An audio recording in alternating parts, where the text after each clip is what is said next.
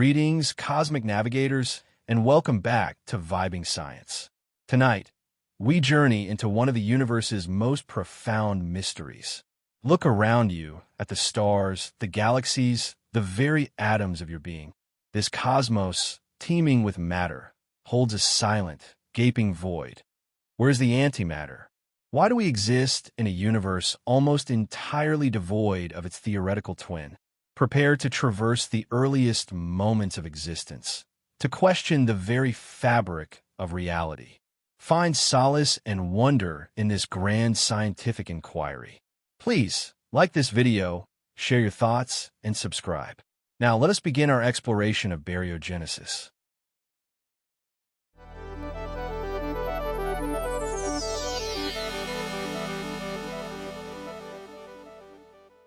Welcome, cosmic explorers, to another deep dive into the universe's most profound enigmas. Tonight, as the world outside either hushes to a whisper or buzzes with its own quiet hum, we journey to the very genesis of everything we know. We're going to confront one of the grandest unsolved mysteries in modern physics, a puzzle that, if left unanswered, unravels the very fabric of our existence. Tonight, we ask, where did all the antimatter go? Picture the dawn of time, moments after the Big Bang. The universe was an unimaginably hot, dense, and energetic soup of fundamental particles and antiparticles. For every particle of matter, there should have been an antiparticle, a perfect mirror image, identical in mass but opposite in charge and other quantum properties. According to our most robust theories, these pairs should have been created in perfectly equal numbers. And then, as the universe expanded and cooled, these matter and antimatter counterparts should have met, annihilated each other in spectacular bursts of energy, leaving behind a universe devoid of everything. Just light, just pure radiation. Yet here we are. You are here. I am here. Galaxies, stars, planets, and all the intricate life they hold are undeniably made of matter. We look out into the cosmos and see no vast regions of antimatter, no anti-galaxies, no anti-stars. If there were, their collisions with ordinary matter would unleash gamma-ray fireworks on a scale that would be impossible to miss. The evidence is overwhelming. Our universe is overwhelmingly made of matter. This profound imbalance, this cosmic sleight of hand where antimatter seems to have vanished, is what physicists call the problem of baryogenesis. It is the universe's greatest mystery, the case of the missing antimatter. The very term baryogenesis describes the hypothesized physical process in the early universe that produced this baryonic asymmetry, the observation that only matter, specifically baryons like protons and neutrons, and not antimatter, is detected in the universe, save for the fleeting encounters in cosmic ray collisions. Our current understanding of particle physics, rigorously tested in laboratories across the globe, dictates a fundamental symmetry. For every particle created, an antiparticle should be created. Every experiment we conduct today confirms this. So, why, in the universe at large, do we find ourselves in such an asymmetric state? This dominance of matter over antimatter is, frankly, unexplained by our standard models. A number of theoretical mechanisms have been proposed to account for this staggering discrepancy, each identifying conditions that might have favored the creation of normal matter over antimatter. But the key to understanding this imbalance lies in its sheer minuteness. We're not talking about a massive overproduction of matter. Cosmologists estimate that for every 1 billion pairs of matter and antimatter that annihilated each other in the early universe, there was just one extra particle of matter left over. 1 in a billion.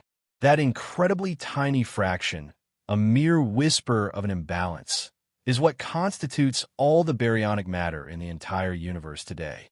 After the colossal annihilation event, what remained was precisely the small fraction of matter that went on to form everything we see, alongside a vastly greater number of photons, the remnants of all those annihilations.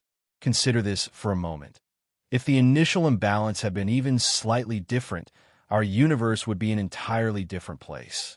If there had been a perfect symmetry, we wouldn't exist. If the imbalance had favored antimatter, anti-US would be wondering where all the matter went. It's a delicate cosmic tightrope walk. Intriguingly, experiments reported in 2010 at Fermilab, involving a series of particle collisions, seem to show that this imbalance might be even greater than previously assumed, observing a matter-antimatter discrepancy of approximately 1%. While this is a measurement within the realm of specific particle decays and not a direct measure of the overall cosmic asymmetry, it suggests that the fundamental processes governing matter-antimatter differences might be more pronounced than our current theories fully capture. The reason for this localized discrepancy, too, remains a tantalizing mystery.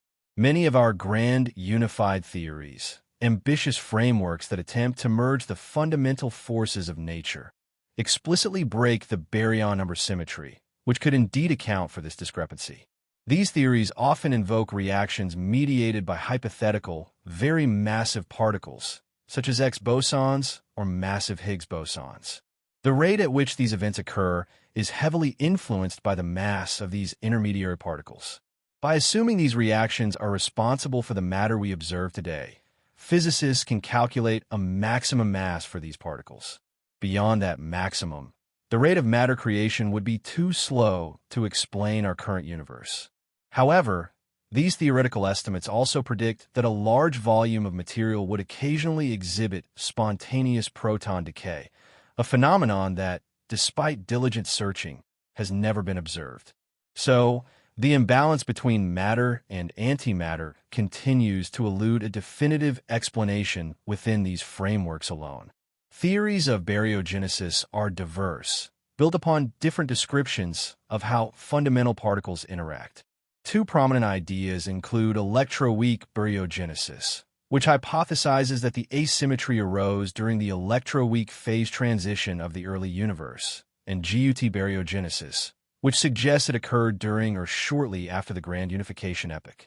These theories employ the powerful tools of quantum field theory and statistical physics to describe the intricate mechanisms that could have forged this cosmic asymmetry.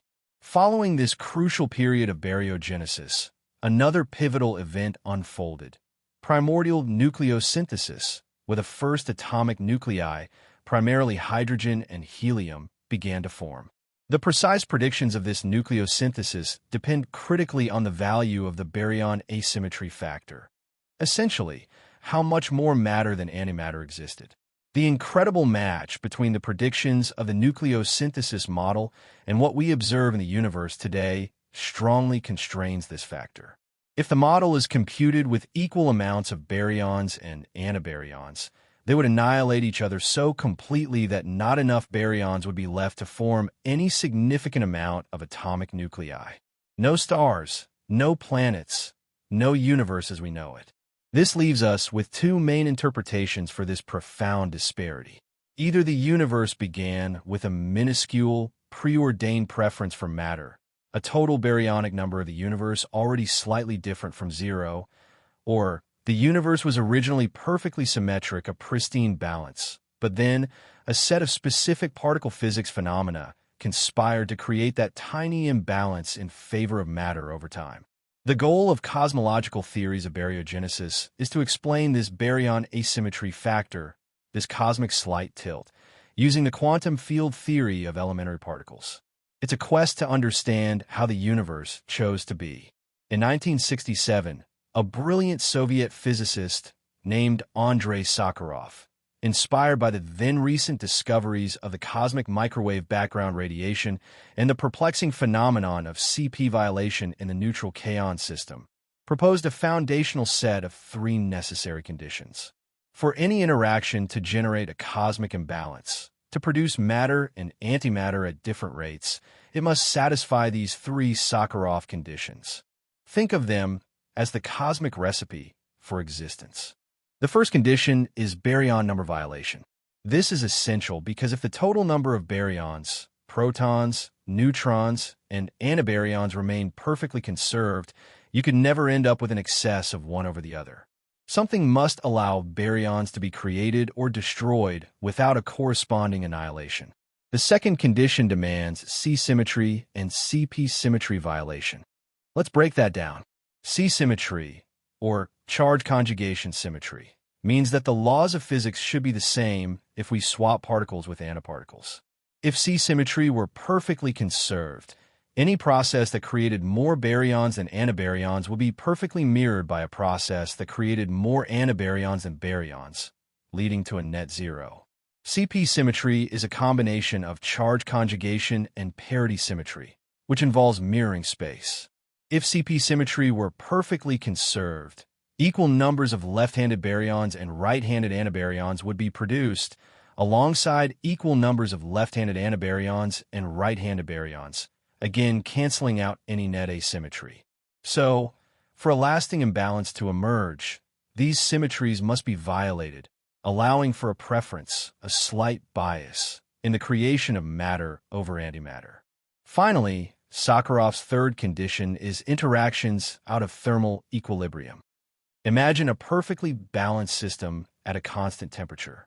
Any processes creating matter would be immediately counteracted by processes creating antimatter, and vice versa, always tending back to equilibrium.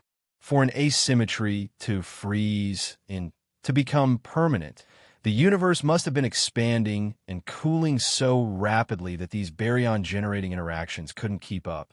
The rate of a reaction generating baryon asymmetry must be less than the rate of expansion of the universe. This ensures that the newly created particles and their corresponding antiparticles don't have enough time to find each other and annihilate back into a state of perfect balance.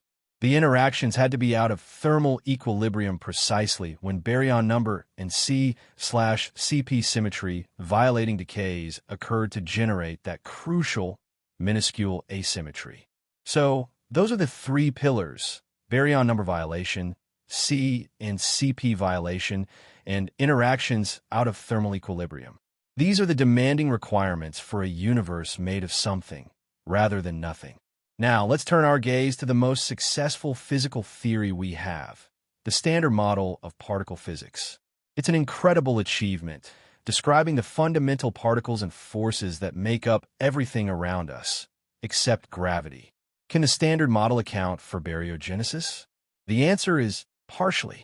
The Standard Model can incorporate baryogenesis through mechanisms like those involving hypothetical particles called sphalerons, which can violate baryon number conservation under specific conditions. And it does naturally include sources of CP violation. However, the amount of net baryons and leptons, their lighter cousins, created by these mechanisms within the confines of the Standard Model may not be sufficient to fully account for the present baryon asymmetry. The required excess is a staggering 1 excess quark per billion quark-antiquark pairs in the early universe, and the Standard Model struggles to produce quite enough of this asymmetry. This insufficiency remains one of its most profound shortcomings, a crack in its otherwise formidable edifice. Baryogenesis within the Standard Model would require a very specific event: the electroweak symmetry breaking, which gave mass to many fundamental particles, to have been a first-order cosmological phase transition. Think of it like water boiling. When water boils, it goes from liquid to gas, a dramatic sudden change. A first-order phase transition in the early universe would have created domain walls, regions where the vacuum structure changed abruptly. If this transition wasn't first-order, then hypothetical particles called sphalerons would have efficiently wiped out any baryon asymmetry that occurred up to that point. Beyond this particular phase transition, the remaining amount of baryon non-conserving interactions becomes negligible. In this scenario, these domain walls would spontaneously break p-symmetry, parity, or spatial reflection symmetry, which, combined with the CP violation inherent in the electroweak theory, would effectively break C-symmetry on both sides of the wall. Imagine quarks preferentially accumulating on one side of this wall, while antiquarks accumulate on the other. Due to the CP-violating electroweak interactions, some amplitudes involving quarks are not equal to those involving antiquarks. They might have opposite phases. This leads to quarks and antiquarks having different probabilities of being reflected or transmitted through the domain wall. More quarks might be transmitted from the unbroken phase to the broken phase than antiquarks. Furthermore, Within the unbroken phase, Sphaleron transitions would be abundant, efficiently converting any net antibaryonic content into leptons, effectively wiping out antimatter. However, in the broken phase, where the Higgs field has settled into its present value, sphalerons would be rare enough not to erase the excess of baryons there. The net result, a net creation of baryons alongside leptons. This complex dance within the standard model posits that non-perturbative electroweak interactions, specifically the sphaleron, are responsible for baryon number violation. The perturbative electroweak Lagrangian provides the CP violation, and the domain wall itself, acting as a boundary, creates the necessary out-of-equilibrium conditions and also contributes to C and P violation. It's a highly intricate theoretical possibility, but one that continues to be refined and explored. The central question to baryogenesis, then, is not just what causes this matter-antimatter preference, but also what is its precise magnitude. We quantify this using something called the asymmetry parameter. There are a couple of ways to express it, but the most common definition relates the number density of baryons and antibaryons to the number density of cosmic background radiation photons. Let's think about those cosmic background radiation photons for a moment. According to the Big Bang model, matter and radiation decoupled when a universe cooled to about 3,000 Kelvin, a temperature roughly comparable to the surface of a cool star. After this decoupling, the total number of CBR photons remained constant, though their energy decreased as the universe expanded. Today, the universe's temperature is a frigid 2.725 Kelvin, meaning there are around 411 CBR photons per cubic centimeter. These photons are the direct, ancient echoes of the Big Bang, a snapshot of the universe when it was a mere fraction of its current age. However, the asymmetry parameter based on photon density isn't the best parameter because photon density changes as the universe expands. A more robust measure uses the entropy density of the universe, which remained remarkably constant throughout most of its evolution. The entropy density essentially tells us how much disorder or thermal energy is packed into a given volume. This refined asymmetry parameter is the one that directly connects our theoretical models to the observations from primordial nucleosynthesis. While electroweak baryogenesis within the standard model is a primary candidate, other fascinating models are also being explored. One such idea involves B-meson decay. This phenomenon suggests that in the early universe, certain particles like B-mesons might have decayed into a visible standard model baryon, the kind of matter we see, and simultaneously into a dark antibaryon, a form of antimatter that is entirely invisible to our current observational techniques. If this were true, our universe wouldn't be missing antimatter entirely. It would simply be hidden from us, forming the elusive dark matter that accounts for roughly 27% of the universe's mass. This concept, known as asymmetric dark matter, proposes that the same effect that explains the abundance of matter over antimatter also explains the abundance of dark matter over dark antimatter. It's a compelling thought. Perhaps our matter-antimatter imbalance is mirrored in the dark sector, a cosmic equilibrium we just can't perceive. The quest to understand baryogenesis is more than just an academic exercise. It is a fundamental pursuit to unravel the very origins of our universe. Without this matter-antimatter asymmetry, there would be no atoms, no stars, no galaxies, and no life. Every single particle that makes up your body, the air you breathe, the ground beneath your feet, and the distant starlight you gaze upon, owes its existence to this incredibly subtle, yet profoundly impactful cosmic imbalance that occurred billions of years ago. It is a reminder that the universe's most dramatic events often hinge on the most delicate of distinctions. As we conclude this segment, take a moment to ponder the sheer improbability of our existence. That 1 in a billion extra particle of matter, that tiny cosmic bias, set the stage for everything.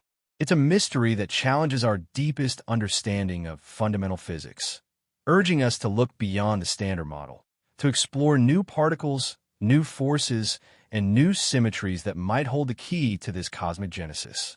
The universe, in its elegant complexity, continues to whisper its secrets, inviting us to listen, to learn, and to wonder. Join me next as we delve deeper into the Sakharov conditions, exploring how each one is a necessary ingredient in this incredible cosmic recipe, and examine how our understanding of these immutable laws helps us build a universe of matter. Until then, keep your minds open and your curiosity burning.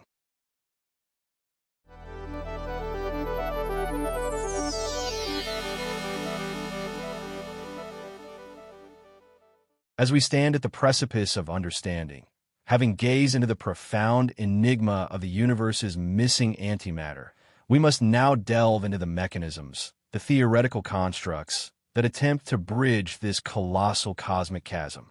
For if the universe began in a state of perfect symmetry, a delicate dance of matter and antimatter, then something fundamental, something extraordinary, must have occurred to tip the scales so decisively in favor of what we observe today. This grand, overarching process, the very genesis of baryons, the building blocks of ordinary matter, is what we term baryogenesis. Imagine, for a moment, the early universe, a realm of unimaginable heat and density, where particles and antiparticles were spontaneously created and annihilated in a dizzying cosmic ballet. In this primordial soup, the laws of physics, as we understand them today, dictate an almost perfect equilibrium. For every quark, an antiquark. For every electron, a positron. Yet the universe we inhabit, the galaxies, the stars, the planets, and indeed ourselves, are composed almost entirely of matter. The fleeting presence of antimatter we detect, primarily from high-energy cosmic ray collisions, is but a whisper in the cosmic roar.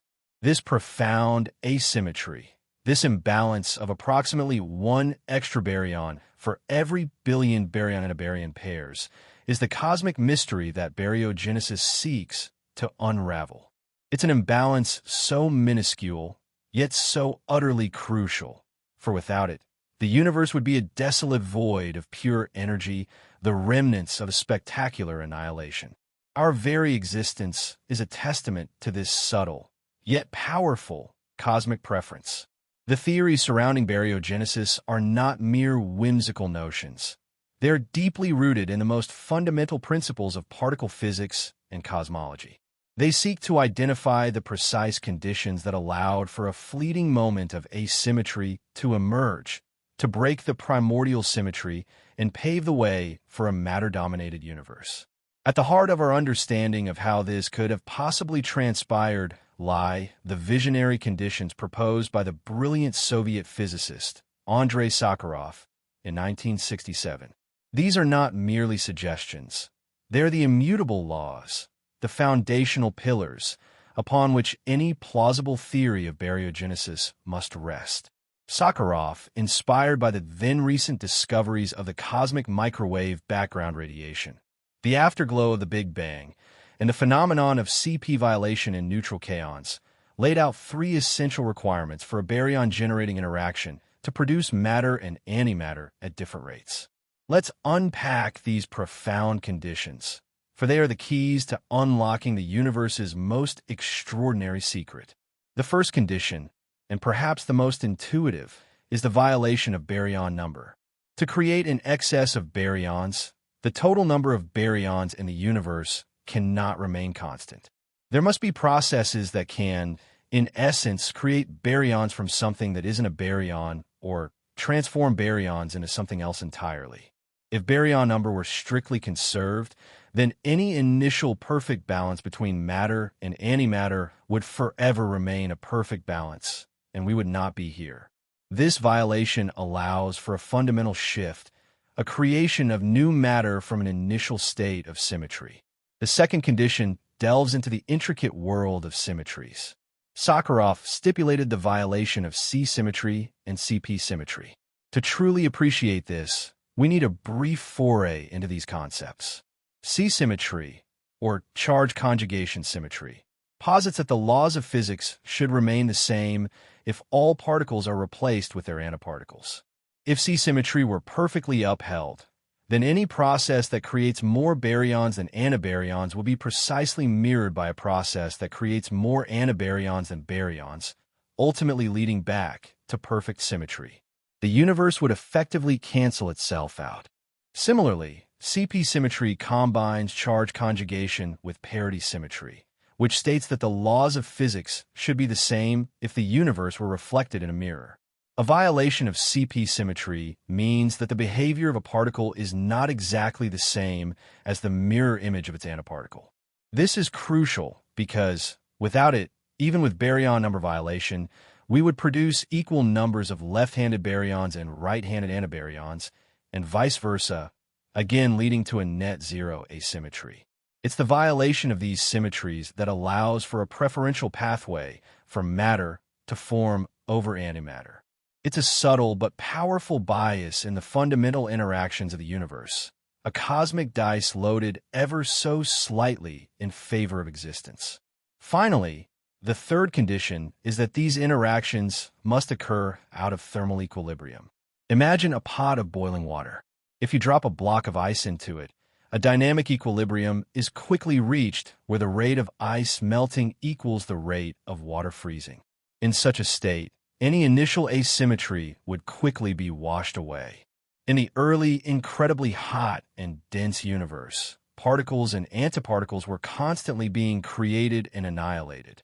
If these interactions, which violate baryon number and C/CP symmetry, were to occur in perfect thermal equilibrium, then for every reaction creating an excess of baryons, there would be an equally probable reverse reaction destroying that excess.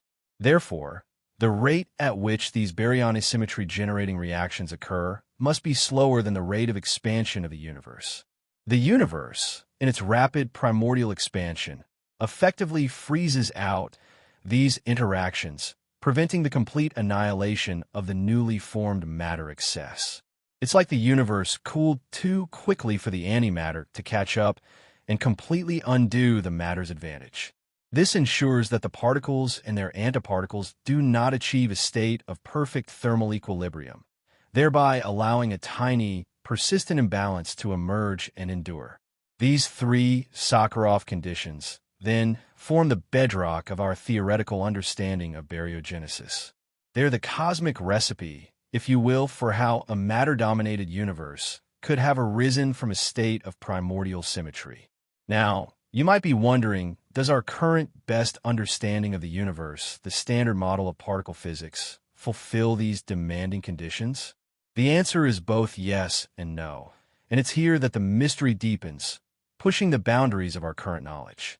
The standard model, the incredibly successful framework that describes the fundamental particles and forces, can incorporate baryogenesis. It possesses mechanisms that allow for baryon number violation, albeit in a non-perturbative way through theoretical constructs known as sphalerons. It also contains sources of CP violation, famously described by the Kabibo-Kobayashi-Moskwa, or CKM, matrix, which governs the mixing of different types of quarks. And finally, the early universe, with its rapid expansion and phase transitions, certainly experienced periods out of thermal equilibrium. However, and this is the crucial caveat, the amount of baryonic asymmetry that the standard model can generate appears to be insufficient to explain the observed abundance of matter in the universe.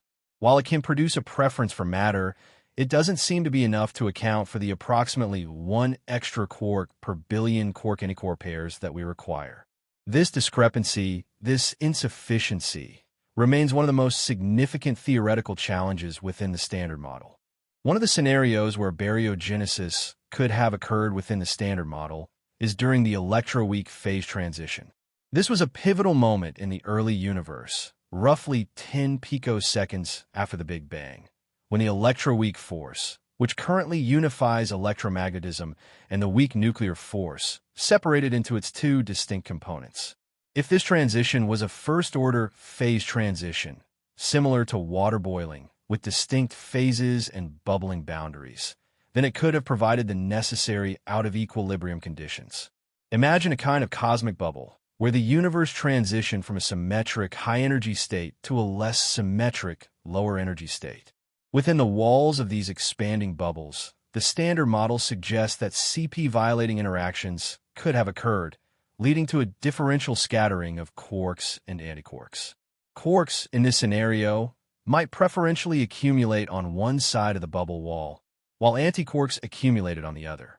The sphalerons, these non-perturbative effects, could then have wiped out the antibaryonic content on one side, while leaving a small excess of baryons on the other. This intricate interplay of symmetries, violations, and non-equilibrium dynamics could, in principle, generate a net excess of baryons. Yet, as stated, the calculated magnitude of this effect within the Standard Model consistently falls short.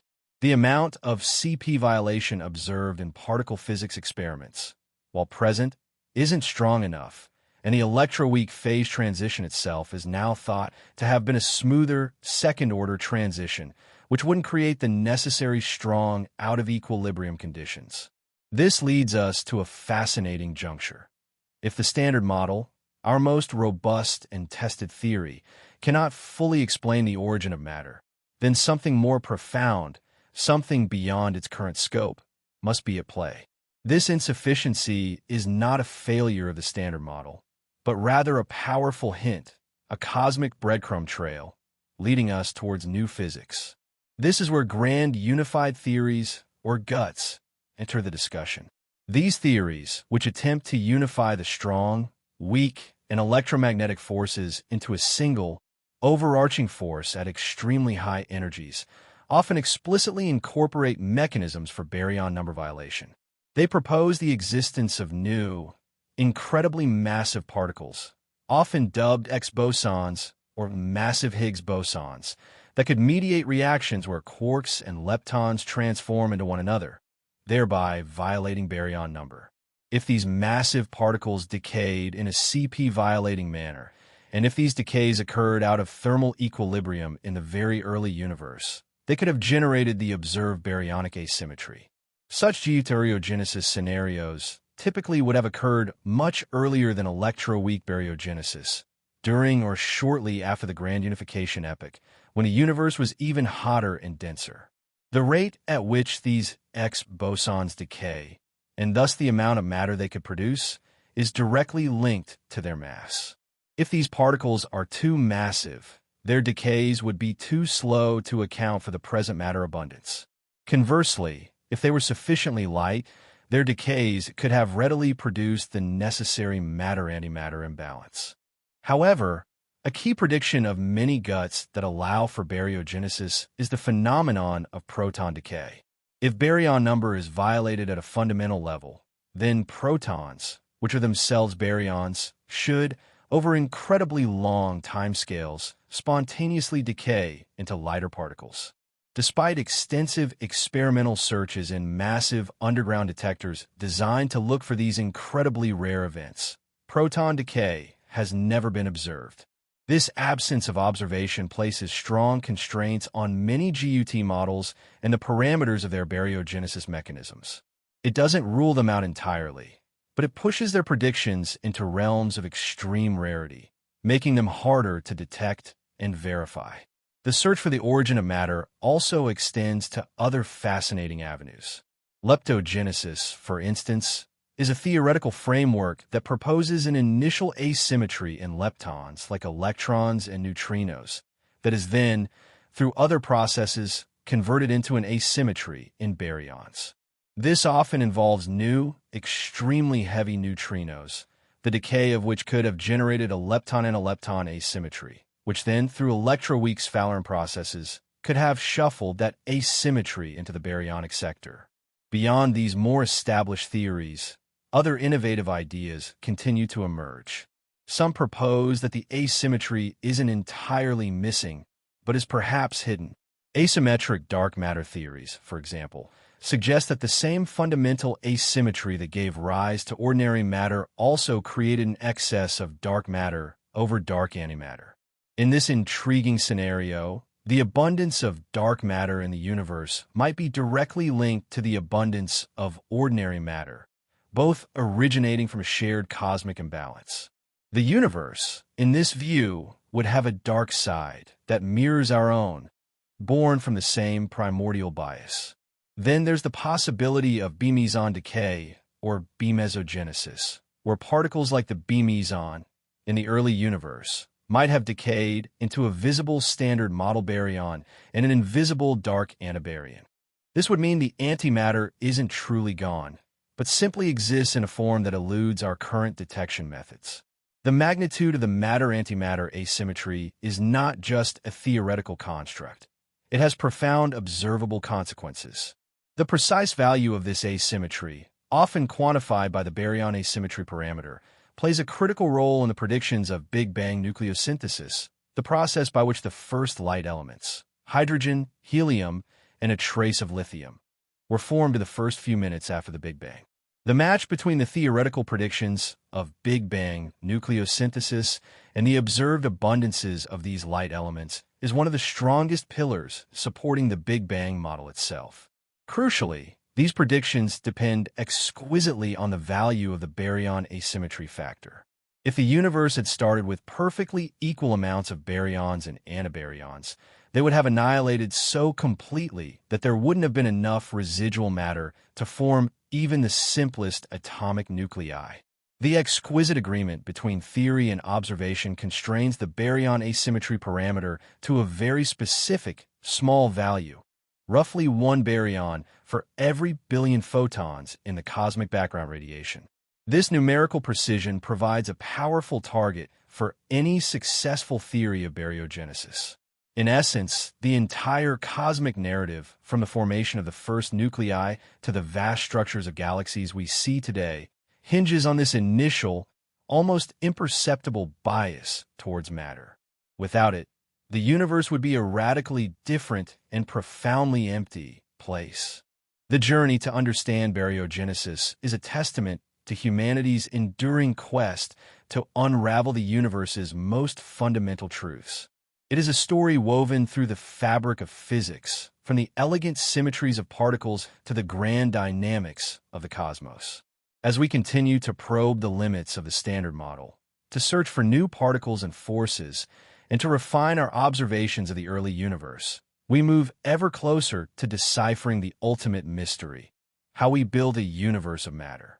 The answers, undoubtedly, will not only explain our cosmic origins, but also reveal a deeper, more profound beauty in the fundamental laws that govern our existence.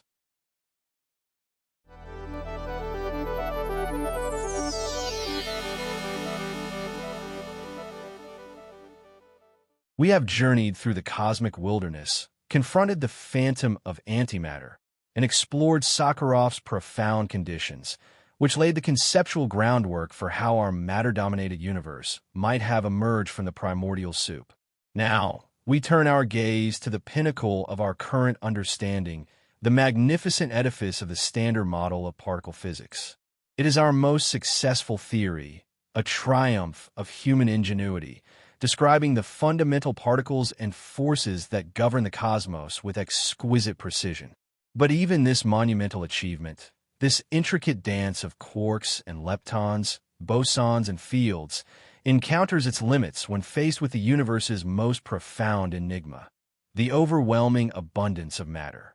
The Standard Model, as complete and elegant as it is, falls short.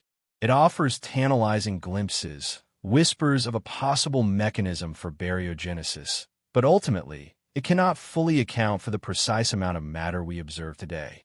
Imagine the universe in its infancy, barely a fraction of a second old, a roiling, unimaginably hot plasma where particles and antiparticles were constantly created and annihilated.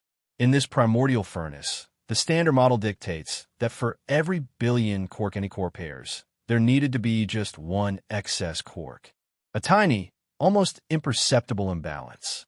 Yet this minuscule preference, this 1 in a billion anomaly, is the foundation upon which every star, every galaxy, every living being, including ourselves, is built. Without it, the universe would be a desolate void of photons and neutrinos, a silent testament to perfect annihilation. The Standard Model does possess ingredients that could, in principle, lead to this asymmetry. It incorporates interactions that violate the baryon number, a crucial condition Sakharov identified. It also harbors sources of CP violation, the subtle difference in behavior between particles and antiparticles, as famously observed in neutral kaon decays. And it can even describe scenarios where interactions occur out of thermal equilibrium, another vital Sakharov condition. Specifically, the Standard Model points to a period in the early universe known as the electroweak phase transition. This was a pivotal moment, much like water turning to ice but on a cosmic scale. Before this transition, the electroweak force, which unifies electromagnetism and the weak nuclear force, was undifferentiated. After it, these forces separated and particles acquired mass through their interaction with the Higgs field. If this electroweak phase transition was of a particular kind, what physicists call a first-order phase transition, it could have created bubbles of a new, broken symmetry phase expanding within the older, unbroken phase. At the walls of these bubbles, the conditions might have been just right for baryogenesis to occur. Here, the Standard Model's inherent CP-violating interactions could have, theoretically, favored the creation of quarks over antiquarks. Think of these bubble walls as cosmic sieves, selectively allowing more quarks to pass through into the broken phase region than antiquarks. Meanwhile, in the unbroken phase, other exotic Standard Model processes called sphalerons could have efficiently wiped out any remaining antibaryons. The net result: a slight excess of baryons left behind in the broken phase, surviving to form the matter we see today. It's a beautifully intricate picture, a testament to the predictive power of the Standard Model. However, there's a significant catch, a chasm between theory and observation. Current calculations within the Standard Model suggest that the amount of baryon asymmetry generated through this electroweak baryogenesis mechanism is far too small, orders of magnitude too small to explain the observed universe. The Standard Model's parameters, meticulously measured and verified in countless experiments, simply do not provide enough CP violation or strong enough first-order phase transition conditions to bridge this gap. This insufficiency is not a failure of the Standard Model itself in its established domain, but rather a clear indication that when we venture into the extreme conditions of the early universe, where baryogenesis must have occurred, our current understanding is incomplete. The Standard Model, for all its brilliance, is not the final word. It's a magnificent map, but there are uncharted territories beyond its known borders. This realization leads us to ponder the very nature of scientific progress. Sometimes the most profound insights come not from confirmation, but from elegant theories reaching their limits. These limits are not dead ends. They're signposts, pointing towards new physics, new particles, and new interactions that lie beyond our current experimental reach. The mystery of baryogenesis, therefore, becomes a powerful motivator. It compels us to look beyond the Standard Model, to explore more speculative, yet equally compelling, theoretical frameworks. If the Standard Model cannot generate enough matter, then what other phenomena, what other fundamental principles might be at play? This profound question opens the door to a realm of physics that is both exhilarating and deeply speculative. We are talking about ideas that push the boundaries of our imagination, theories that propose new particles, new symmetries, and even new dimensions. One such avenue involves what are known as grand unified theories, or GUTS. These theories aim to unify the strong, weak, and electromagnetic forces into a single, overarching force at extremely high energies, far beyond anything we can achieve in accelerators on Earth. Many GUTS naturally incorporate mechanisms that lead to baryon number violation, often through the exchange of hypothetical supermassive particles known as X and Y bosons. If these X and Y bosons existed and mediated interactions in the very early universe, they could have decayed unequally into quarks and antiquarks, providing a more robust source of baryon asymmetry than the Standard Model alone. The very high masses of these hypothetical particles, however, mean they would have long since decayed, leaving no direct trace in our present-day universe, though their influence would be imprinted in the matter-antimatter imbalance. A common prediction of many guts, stemming from their baryon-violating nature, is proton decay.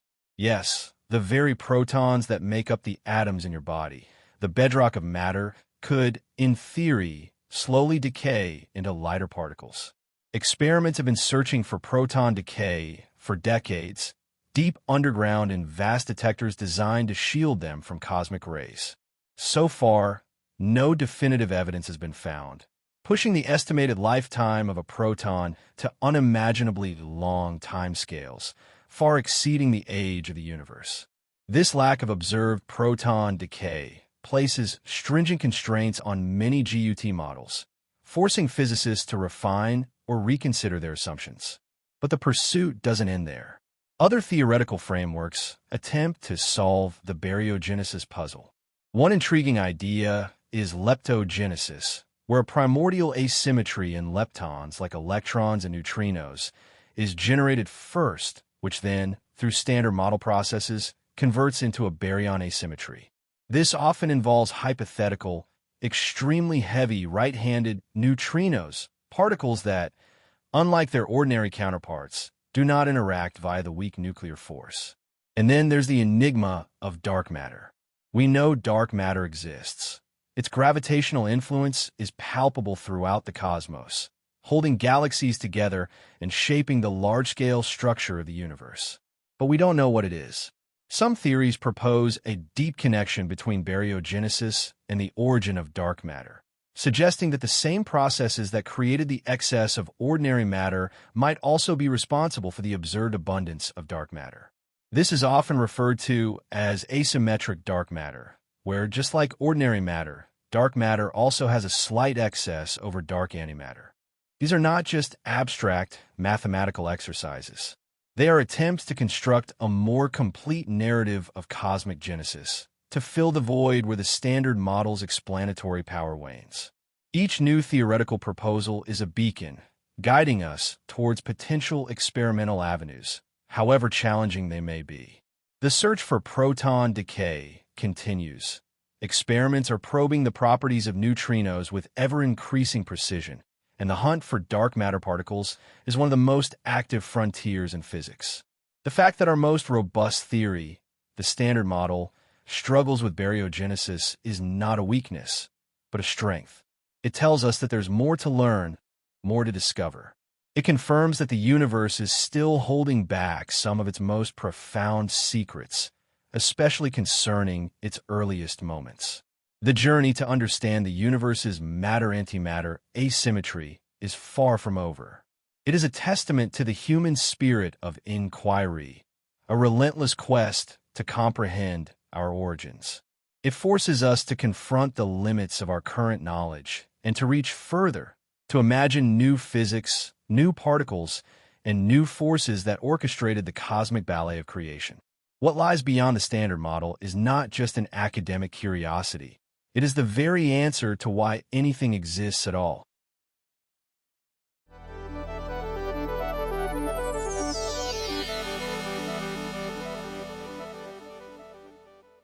As we journey deeper into the enigmatic expanse of cosmic origins, we arrive at a frontier where our most robust scientific frameworks begin to waver, hinting at dimensions and forces just beyond our current grasp. We have meticulously dissected the Standard Model, celebrated Sakharov's profound conditions, and grappled with the elusive nature of antimatter. Yet, the story is far from complete. For all the elegance and predictive power of the Standard Model, it is, in many ways, an incomplete masterpiece. It describes the particles and forces that govern the observable universe with astonishing precision, but it does so within a specific energy regime. It's like having an incredibly detailed map of a single city, while the rest of the continent remains shrouded in mist. At the extreme temperatures and densities of the early universe, moments after the Big Bang, when the very fabric of reality was a swirling, superheated plasma, the Standard Model, in its current form, falls short. This is where the grander visions of physics emerge, the theoretical landscapes painted by what we call grand unified theories, or GUTs. Imagine for a moment a time when the fundamental forces of nature that we perceive as distinct today, the strong, weak, and electromagnetic forces, were not separate entities but rather different manifestations of a single, all-encompassing superforce. Gutt's attempt to describe this magnificent unification, positing a symmetry that existed only in the universe's infancy, a symmetry that broke as the cosmos expanded and cooled, giving rise to the forces we recognize today. Within the framework of many grand unified theories, the mechanisms for baryogenesis, the process of creating our matter-dominated universe, become more robust, more plausible. These theories often explicitly break the baryon number symmetry, a crucial ingredient for producing that tiny, yet universe-altering imbalance between matter and antimatter. They frequently invoke hypothetical particles, often dubbed X-bosons or massive Higgs bosons, acting as intermediaries in reactions that would favor the creation of matter. These X-bosons, if they exist, would be incredibly massive, far beyond the reach of even our most powerful particle accelerators. Their immense mass dictates the rate at which these baryon number-violating reactions could occur. By calculating these rates, theorists can establish a maximum mass for these particles. If they were too heavy, the process would be too slow to explain the abundant matter we observe today. It's a delicate cosmic balance, where the properties of these hypothetical particles directly influence the very existence of galaxies, stars, and indeed, ourselves. However, the pursuit of guts and their implications for baryogenesis has led us to another fascinating, yet currently unobserved, prediction: proton decay. If these theories are correct, and if the baryon number is not absolutely conserved, then protons, the bedrock of all ordinary matter, should, on rare occasions, spontaneously decay into lighter particles. Despite extensive experimental efforts, we have yet to witness a single proton decay. This absence, this stubborn refusal of protons to relinquish their integrity, forces us to either refine our guts, search for alternative explanations for baryogenesis, or acknowledge that our understanding remains incomplete. The mystery deepens, pushing us towards two primary theoretical pathways for baryogenesis: electroweak baryogenesis and GUT baryogenesis. Electroweak baryogenesis hypothesizes that this matter-antimatter imbalance arose during the electroweak phase transition, a period when the electroweak force, currently unified, separated into the distinct electromagnetic and weak forces. Gut baryogenesis, on the other hand, places this pivotal event much earlier, during or shortly after the grand unification epoch, when the strong force separated from the electroweak force. Both scenarios rely heavily on the intricate dance of quantum field theory and statistical physics to describe the possible mechanisms at play. Beyond the elegant, albeit elusive, explanations offered by grand unified theories, the universe throws another colossal curveball: dark matter. We've spoken at length about baryonic matter, the protons, neutrons, and electrons that make up everything we can see and touch. But the cosmic inventory is dominated by something else entirely, something invisible and mysterious that we call dark matter. It doesn't interact with light, doesn't emit or absorb radiation. Its gravitational pull sculpts galaxies and dictates the large-scale structure of the cosmos. And here lies a profound and intriguing connection to our baryogenesis puzzle: the concept of asymmetric dark matter. What if the same mechanism that gave rise to the slight excess of ordinary matter over ordinary antimatter also produced a corresponding imbalance in the dark sector? What if, alongside our baryonic matter, there exists an equivalent abundance of dark matter and a corresponding dearth of dark antimatter? This idea is incredibly compelling. If the universe started with a perfect symmetry between matter and antimatter, and also between dark matter and dark antimatter, then a single, overarching process could explain both the baryonic asymmetry we observe and the mysterious abundance of dark matter. It suggests a deep, fundamental link between the visible and invisible components of our universe, hinting that the cosmic ledger was balanced, but with a slight tilt towards matter in both realms. The asymmetric dark matter proposal posits that in the early universe, particles like exotic B mesons might decay into a visible standard model baryon and a dark antibaryon. The crucial part is that these dark antibaryons would be invisible to our current detection methods, explaining their seeming absence. This elegant solution ties together two of the universe's most profound mysteries, suggesting they might be two sides of the same cosmic coin. The pursuit of baryogenesis, therefore, becomes not just a quest to understand why we exist, but a journey into the deepest, most fundamental principles of physics. It forces us to confront the limits of our current understanding, to imagine new particles, new forces, and new symmetries that once reigned supreme in the universe's infancy. The challenge is immense, the theories complex, and the experimental evidence often just beyond our reach. But this, my friends, is the essence of scientific exploration. It is the relentless pursuit of answers to the most profound questions, driven by curiosity and an unshakable belief that the universe, in all its perplexing glory, is ultimately understandable. We look to the future, to next-generation particle accelerators, to more sensitive astronomical observations, and to the brilliant minds yet to unravel these cosmic riddles. Perhaps, in the quantum foam of a distant future, or in the echoes of the Big Bang itself, we will finally uncover the complete story of cosmic genesis, the story of how we built a universe of matter and what lies beyond the edges of our current understanding. For now, the universe holds its secrets close, inviting us to keep listening, keep questioning, and keep vibing with science. As our journey through the enigmatic realm of baryogenesis concludes, we're left with a deeper appreciation for the universe's intricate complexities. The mystery of matter's triumph over antimatter continues to challenge our understanding, pushing physics to its limits. I hope this exploration offered you both insight and tranquility. Before you go, please like this video, share it, and subscribe for more deep dives. What did you find most fascinating tonight? And what cosmic narrative should we explore next? Share your thoughts below. Until our next journey, keep questioning, keep learning, and keep vibing with science.